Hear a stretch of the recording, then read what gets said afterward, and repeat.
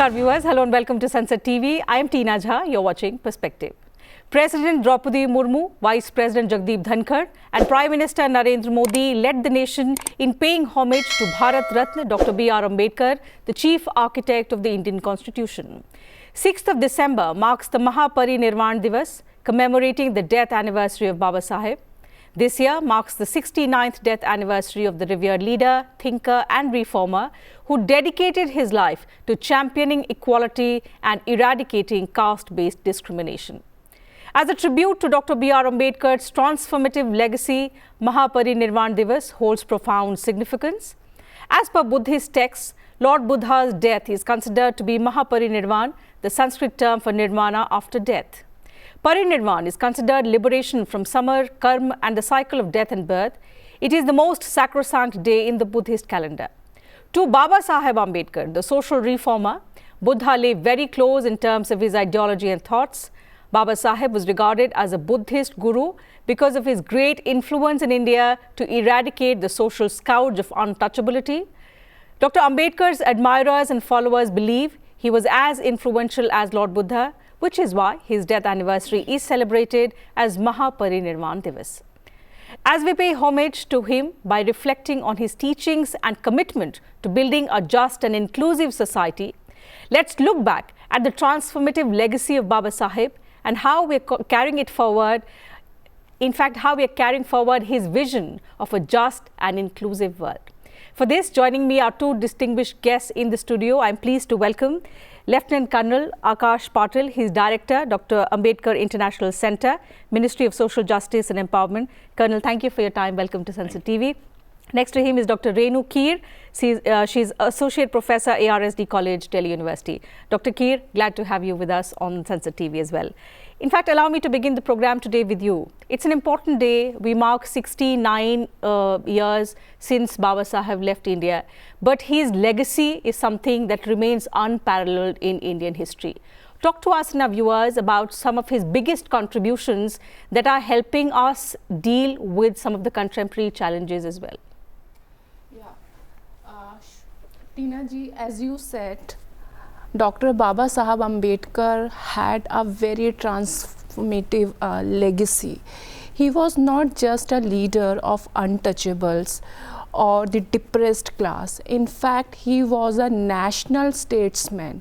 He was the man who did not only work for a casteless society, for an egalitarian society or for a social justice cause, but he was a man who actually worked for the emancipation, for the liberation of all these sections of our society, be it the untouchables, the women, the minorities, every section he touched upon through his writings and of course through his struggle, beginning from 1970 onwards when he completed his studies from Columbia University and then London School of Economics, and the first untouchable who actually gained the highest degrees from the foreign universities and the most prestigious universities in the world.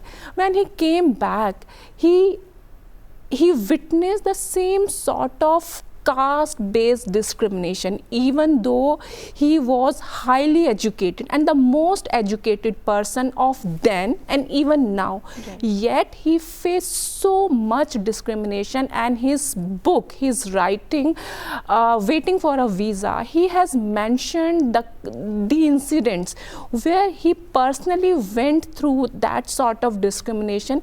And one of the important incidents when he came back and joined the Ministry of Gaikwad and was working there as a finance officer, and the PN over there was not ready, was not willing to offer him water, and that made him crying.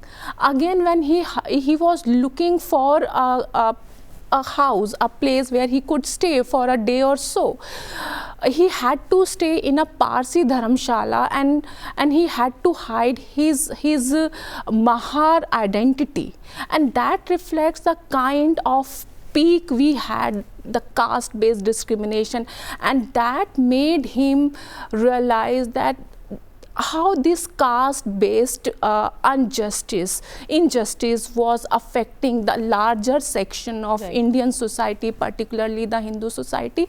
And this is where he started his struggle, not only through his writing, but on ground as well. The Mahar Satyagraha of 1927, where he, along with his followers, tried to get water from a public place. Then in 1930, the Kalaram temple entrance movement, where he wanted to be part of same Hindu religion, because he believed that the untouchables, the Shudras, were the part of same Hindu society but were not being allowed to participate. So for a very long time he tried to eradicate, to improve the society, but when he could not. Perhaps that's the scouts that he continued to fight against despite the odds. He, the contributions, Colonel, that he made towards building India is something that we are talking about even today. Most of us only know about the fact that Dr.B.R. Ambedkar was the chief architect of the Indian Constitution, but the fact that his ideas, his thoughts are relevant even today in the contemporary times. They are helping India become a strong and a mature democracy, dealing with a lot of contemporary challenges. The question here is, today is the day when we are reflecting on his teachings and how we can carry his vision forward. As director at the Dr.B.R. Ambedkar International Center, tell us about how you're taking forward his ideas, his philosophy, because he clearly was not just revered and respected in India, his thoughts resonated worldwide. Absolutely. So now today we are celebrating the 75 years of Constitution, Samvidhan ka Amrit Mahotsav. We all know Baba Saheb is the chief architect of the Constitution, but as Dr. Renu also said, apart from Constitution, he is a multifaceted personality. Absolutely. He contributed in setting up of RBI. He was responsible for Central Water Management Authority. So our charter of Dr. Ambedkar International Center is to take his vision global. We are working on socio-economic transformation studies and the Buddhist studies. On these two verticals we are working. Okay. Coming to your question of the contemporary relevance of Dr. Ambedkar, now look at the vision of Dr. Ambedkar. We observed the Constitution Day celebrations right from 26 November we have started. You see, there are many countries, they had their constitution, but not all of them they could succeed for 17 to 18 years. And we in Bharat are celebrating Amrit Mahotsav of Constitution, which will definitely take us to the Viksit Bharat, which our government is aiming for 2047. So look at the vision of such a great personality. He could pen it down, and that is how it is said that the Constitution which he framed, it's not just a document, but it's a guiding path for all of us, for as a nation. We are such a diverse nation. He could think of all that. Now, as Dr. Renu brought out, his personal life, so many difficulties he faced through. But when he worked for drafting the Constitution, there was only one thing in his mind, nation first, which we see, and that is what we are celebrating. So his contribution is immense. We can take it out, the young generation, they should actually follow him in all his ideals, in his studies, the way he went abroad. He took education as the means for developing himself and the society also. Those are the ideals which we should look forward to. Sure, we'll talk about some of the teachings and the learnings that the current generation can take from Baba Saheb's life. But a related question about some of the initiatives and how we are propagating his ideas to the world. Tell us about some of the initiatives through which you're connecting with the people of India, of the world, and especially the youth. Right.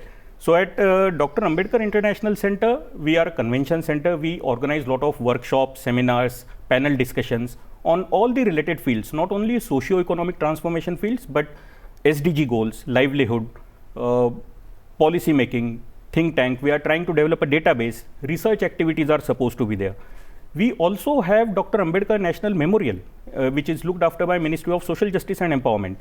Now, we have not just kept it as a memorial or a museum where one can see the life and work of Dr. Ambedkar, but we have made it as a initiative where the tagline is learning beyond classroom. So we invite the schools there and we ask the teachers and the principal to conduct the classes on Constitution or history at our place. So that becomes a platform for students to learn. The national education policy says that experiential learning should be promoted for the students. So that is the place. Now imagine a student who comes to the Mahaparinirvan site of Dr. Ambedkar. He gets motivated not only by the technology which is available in the museum to see life and work of Dr. Ambedkar, but he gets to see that yes, he had worked here somewhere, and we have the Constitution Museum there. Absolutely. So, you know, Dr. Keer, here we are talking about a man who was chairman of the drafting commission as chief architect of the Indian Constitution. He gave us a document which is a living document, which is called a living document, a guiding light, and which continues to evolve with changing times. And he led a life with a thought that can even inspire the current generations and the generations beyond. Tell us about some of the learnings that his life left for the current and the future generations, something in particular that perhaps the younger generation can imbibe from the kind of life and struggle that Baba Saheb faced during his times. Definitely. See the kind of life he had and the kind of contribution he made and the kind of philosophy he had, especially in terms of making the Constitution of India. And while speaking in the Constituent Assembly in November 1949, he quite clearly said that we are Indian first and last. And when it comes to caste identity, right, and when it comes to the unity, integrity and sovereignty of India, we have to think above the caste system. And considering the kind of stress and difficulties he went through during his initial life, even the later part also, the young generation need to know how to manage their stress, how to manage their struggle and never lose their hope. Always they need to work towards their goal. Right? And I would definitely like to mention here his contribution towards the emancipation and the liberation of Indian women, and it would not be an exaggeration to call him the first feminist of India, because he is the person, he is the man who quite scientifically examined all the subjects and particularly the issues of women. And here the comparison between the strongest democracy, which is America, it attained its independence in 1776 and women over there received their voting rights in 1920. Again, the oldest democracy, that is the Great Britain democracy, and it is known as the mother of democracy. So democracy was adopted in 1688, right? And women could attain their voting right in 1928. And in India, with the very first day of the adoption and the enforcement of the Constitution of India, Indian women were given all the equal rights as compared to the male counterpart. And not only the fundamental rights, their maternity. Ambedkar is the man who even prior to independence of India spoke for the maternity rights of women. And when actually the in the Constituent Assembly, when Rajkumari Amrita Kaur, who was representing the females, she was not in favor of providing Indian women their voting rights. She suggesting the idea that let them educate first, let them learn how to practice their voting right. And it was Dr. Ambedkar who firmly stood in favor of providing Indian women all the equal rights along with the voting right. And that is something which makes him different, which makes him different in many ways. And his devotion towards females emancipation, their liberation. You're right. It was perhaps his far-sightedness, Colonel Patil, that made India into a progressive society on a lot of issues. And one that Professor Renu cited was women emancipation. There are several other rights that the Indian Constitution provides to different sections of the society, which if we compare globally to other countries, have not been given naturally to the citizens. They've had to fight for reclaiming that right, which our Constitution gave it immediately to all our citizens. The question here is, can his teachings, and now because just like the father of the nation, Mahatma Gandhi, we are talking about Dr. Ambedkar also being a global icon, in the context of the global geopolitics and in the context of these nations which do not treat all their citizens equally, do you think Baba Saheb's teachings could become one of the huge sources and they have the potential to bring about social changes, the kind that it brought in India? See, all the subjects which Baba Saheb touched, whether it be labor laws, women empowerment, these are not a country specific, but they have a universal appeal. Right. So anywhere where we go and speak about Dr. Ambedkar at the global level, women empowerment, that is one issue. His role for the development of the youth through education, that is one most important issue which affects the complete all the states.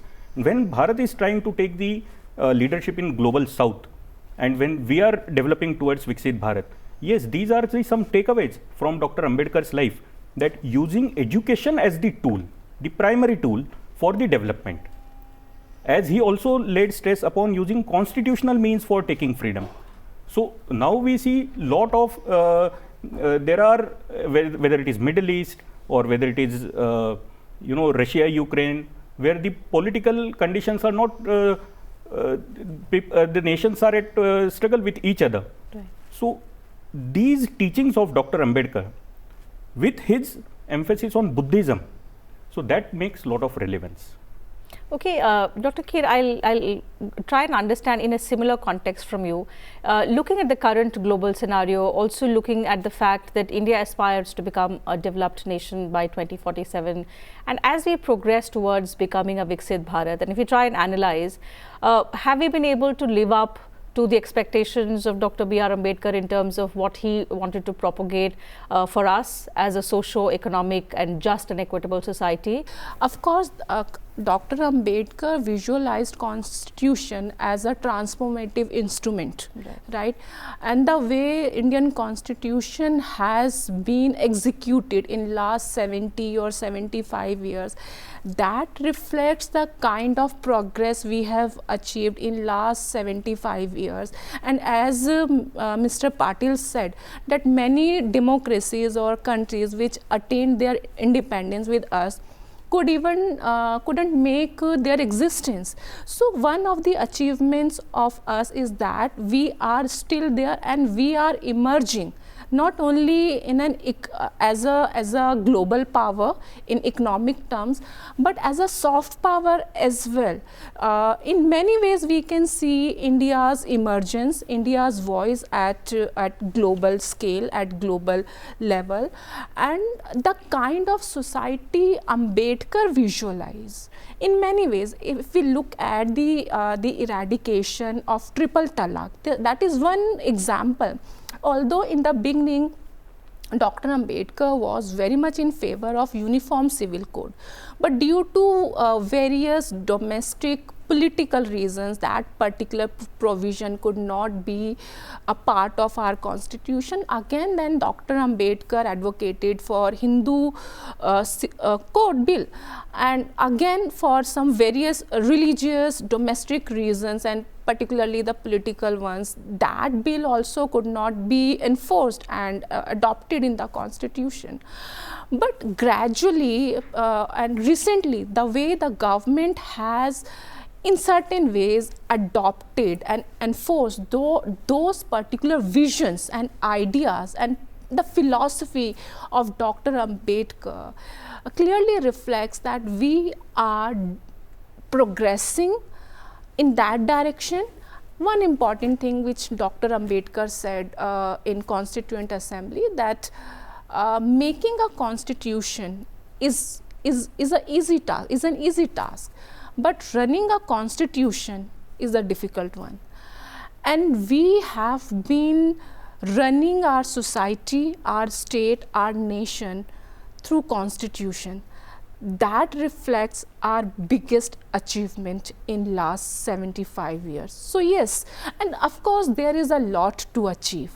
there is a lot to achieve in terms of education, because still a large section of our society, especially the downtrodden economically, do not have access to education, although we have fundamental right to education. But still we see children on state that they are not getting the primary education. Although a lot of efforts have been made, through various policies of the government, we must not forget we are the world's largest population now, and a more diverse one with different kinds of beliefs to follow as well. So a challenging task, but nevertheless, we are gradually reaching up to our goal, which is of becoming a Viksit Bharat. Colonel Patil, as we pay tribute to Baba Saheb Ambedkar on his 69th death anniversary, and we reflect on his teachings, we are talking about the significance of passing on his legacy to the next generation.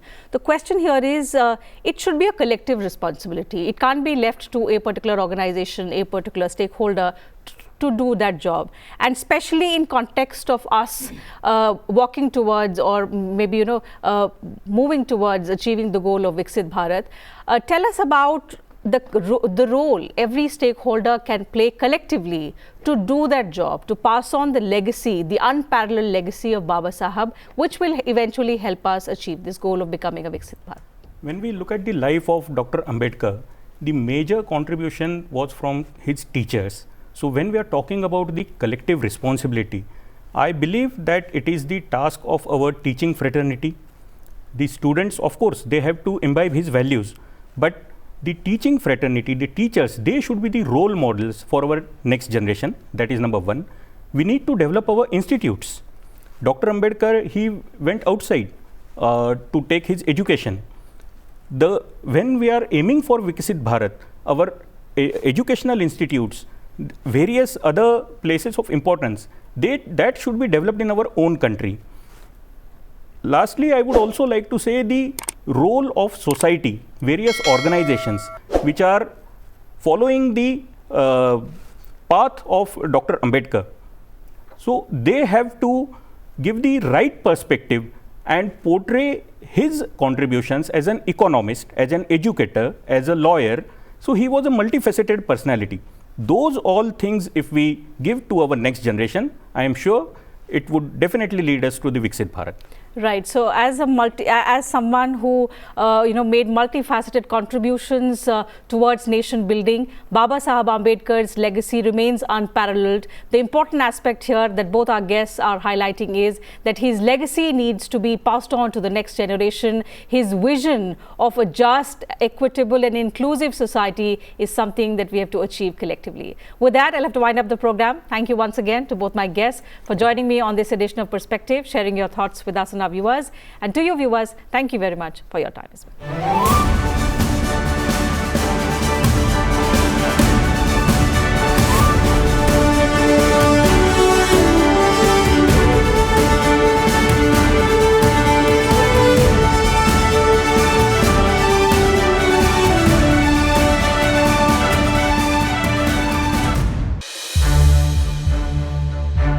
To watch more programs of Sansad TV, subscribe to our YouTube channel and don't forget to like and share them.